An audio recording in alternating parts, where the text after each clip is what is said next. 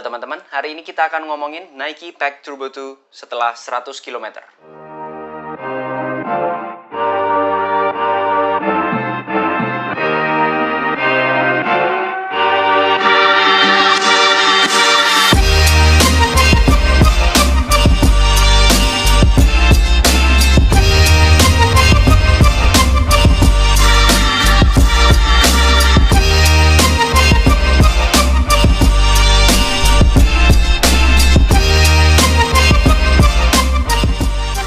Saya ingin ngasih tahu terlebih dahulu bahwa sepatu ini saya beli dengan uang saya sendiri, tidak didukung atau tidak disponsori oleh pihak manapun. Jadi apapun yang saya sebutkan dalam video ini, baik positif maupun negatifnya adalah murni pendapat pribadi saya. Saya nggak akan lagi ngomongin masalah fitur-fitur dari Nike Pack Turbo 2 ini, karena sebelumnya sudah pernah saya bahas dalam video saya juga.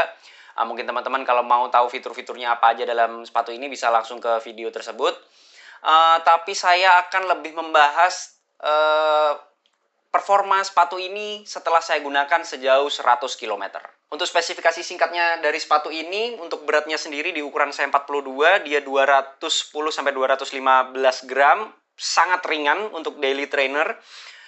Kemudian untuk stacking di bagian heel-nya, dia ada 28 mm, di bagian depan ada 18 mm, sehingga untuk offset atau drop-nya ada 10 mm. Kita langsung bahas bagian upper dari sepatu ini. Untuk upper-nya sendiri bahannya cukup unik ya, mesh-nya itu tipis tapi nggak terlalu keras. Kemudian dia breathable juga. Saya cukup nyaman dengan bahan mesh yang seperti ini, dan dia single layer, jadi nggak ada layer tambahan di dalam. Jadi apa yang di luar ini sama kayak dengan di dalam. Kemudian lacing sistemnya bisa dilihat seperti ini, dan dia talinya pipih. Menurut saya itu bagus sih untuk tali sepatunya. Kemudian di sini ada runners knot-nya, dan ini runners knot-nya udah saya pakai, jadi nggak kelihatan ada lubang tambahannya di sini. Udah ada fitur runners knot-nya. Kemudian bisa dilihat paddingnya nggak ada di bagian kolarnya, dikit banget lah, ada dikit banget di sini. Bantalan kecil banget, mungkin bisa kelihatan ya. Ya di sini pokoknya ada bantalan yang kecil banget. Kemudian di heel counternya di sini nothing, jadi kayak nggak ada apa-apa, cuman ada struktur sedikit di bagian bawahnya sini. Yang bagian ini ada struktur tambahan yang gunanya untuk mencengkram. Nah, pada saat saya gunakan sepatu ini, itu rasanya upper fit-nya di bagian atasnya itu nyaman banget, mencengkram kaki saya dengan baik. Cuman di bagian heel-nya sini nggak tahu kenapa, mungkin karena paddingnya sedikit, dan ya saya kurang tahu. Semoga nggak terjadi di teman-teman, tapi terjadi di saya, yaitu heel-nya agak slip. Jadi nggak terlockdown dengan baik untuk bagian heel saya pada saat saya gunakan dengan kecepatan yang agak tinggi, pace-nya saya tinggikan gitu ya.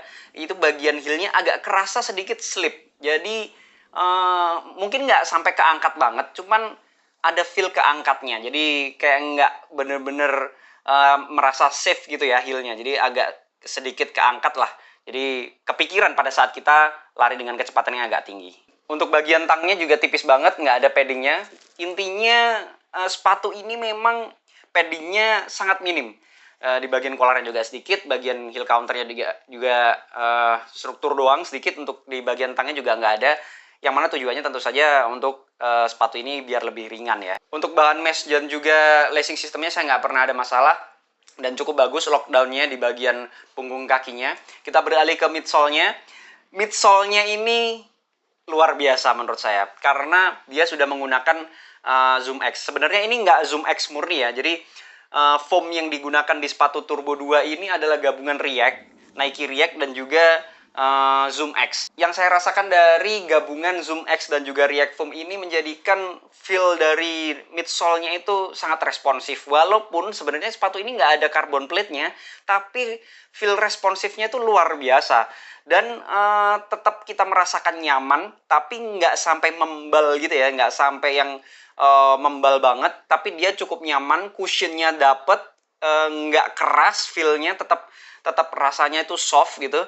Walaupun seperti itu, tapi kalau kita gunakan untuk pace yang agak tinggi, dia tetap mengakomodir. Karena memang peruntukannya sepatu ini sendiri sebenarnya untuk training companion dari sepatu-sepatu racingnya dari Nike. Untuk outsole-nya sendiri bisa dilihat setelah 100 km, saya rasa masih berfungsi dengan baik. Nggak banyak yang terkikis. Kalau di bagian heel hampir nggak ada ya. Di bagian tengah ini kan bukan rubber ya. Yang rubber adalah yang berwarna kuning. Kemudian yang ini adalah exposed midsole atau midsole yang kelihatan, dan di sini ada transisinya biar smooth gitu ya. Pada saat kita landing gitu, transisinya tetap smooth, dan traksinya menurut saya cukup bagus ya dari sepatu Nike Turbo ini, Turbo 2 ya.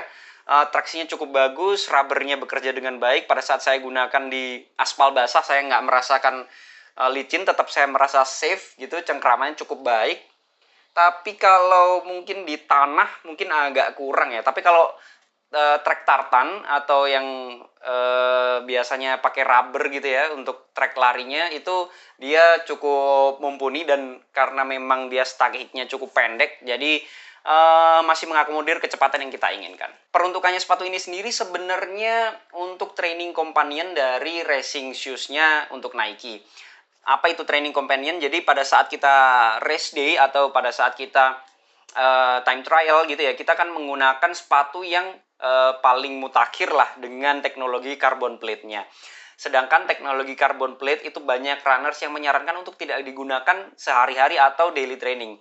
Nah, untuk daily trainingnya sendiri kita menggunakan training companion-nya. Nah, pada saat Nike sebelumnya menggunakan Nike 4% dulu ya. Nah, ini adalah training companion-nya. Tapi kalau sekarang teman-teman ada melihat Nike Alpha Fly, itu training companion-nya adalah Nike Tempo Next Percent. Nah, itu adalah salah satu sepatu yang peruntukannya untuk training companion sama dengan Nike Turbo 2 ini. Sepatu ini nyaman banget buat speed play karena bobotnya sangat ringan, 215 gram doang, itu cukup ringan menurut saya.